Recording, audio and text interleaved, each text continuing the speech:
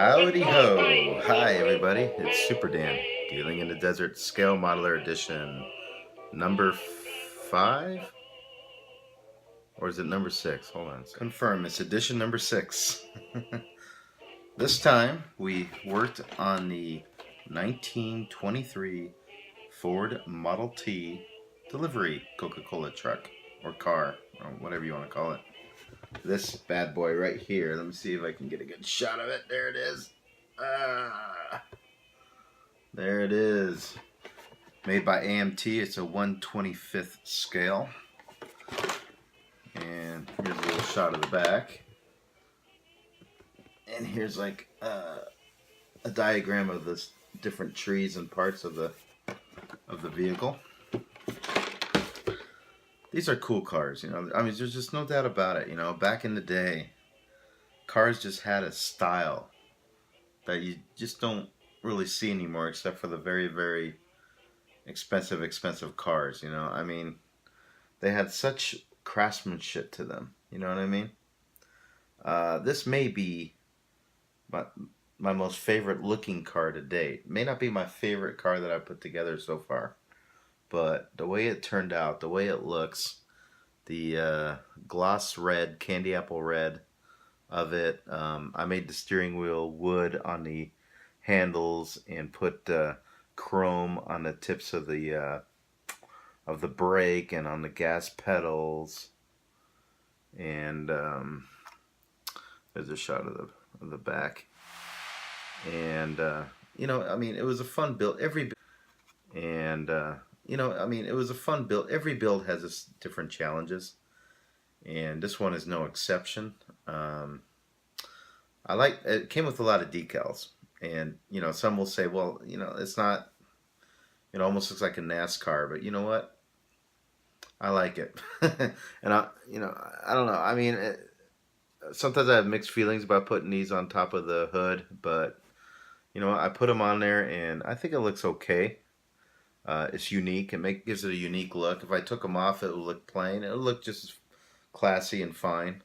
I decided to put them on there and put on the Coca-Cola decals and such. On the wheel axles, you can't really see it. Let me see if you can see it. Can you see it? Probably can't see it. But I had to get creative with them because it was very difficult to put those metal axles into the cylinders here to put in the tires. So what I had to do is I had to take toothpicks, grind the toothpicks thin, color them like a silver, not silver, but a silverish color, aluminum. Colored them aluminum. Stuck them in there and used those as the axles, and it worked out just fine. You don't really see them anyways, doesn't really matter, but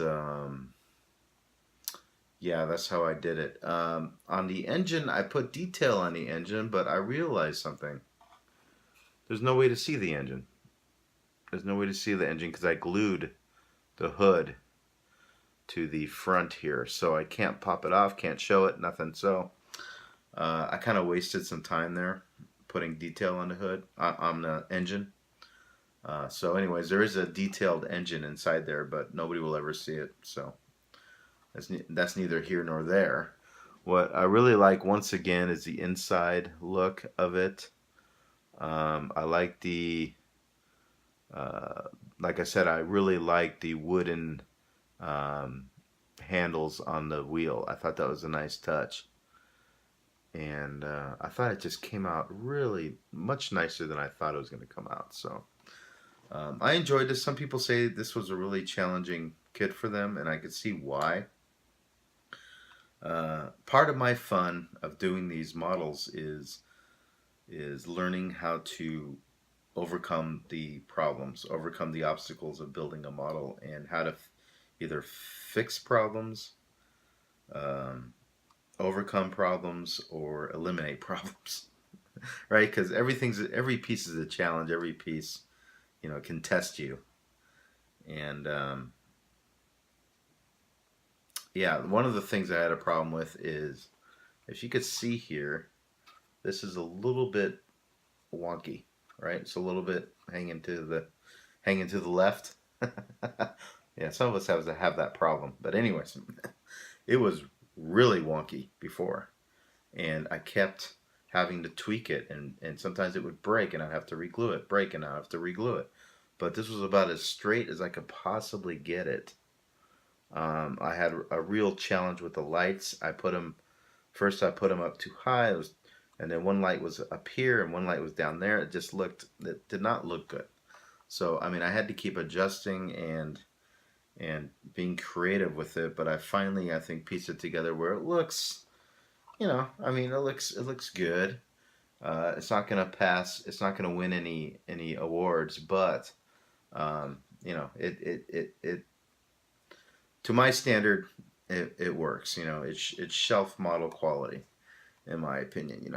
Nobody's gonna look at this real quick and say, "Oh my God, look how I messed that up." Nobody will notice it unless I say something. You know what I mean? And that's fine. It's just something that the builder would would notice. Yeah. So if I was gonna give this this model kit a scale of 1 to 10, I'd give it a middle 7, a 7. Not too hard. Once again, some of these AMT kits are the instructions are not super specific. You have a lot of room to do your own thing. You got room to imagine. You got room to create. I've seen some of these things in green, in like a neon, not a neon green, but like a green, a yellow, a white. People tend to like to do their own thing. I thought red looked great. I mean, I didn't copy this thing verbatim. For example, the white decal. I didn't want to put the white decals in there. I wanted something a little more.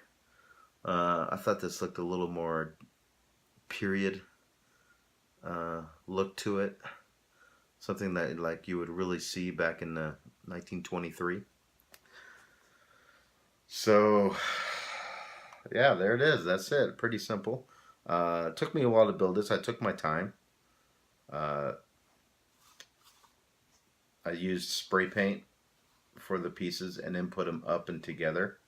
Instead of putting it up together and using the spray paint, I use a can. I don't have a airbrush, so I had to be creative on that because it would have been way too difficult to put everything together and then spray the paint. It just doesn't work that way with a spray can. A spray can, you can't direct the spray as well as an airbrush. So I had to do it all build, which is fine, and there it is.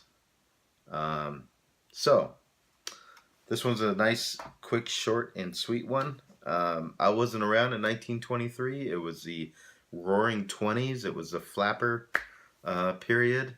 I understand it was post World War I, where people decided it's time to party after the war that was supposed to end all wars.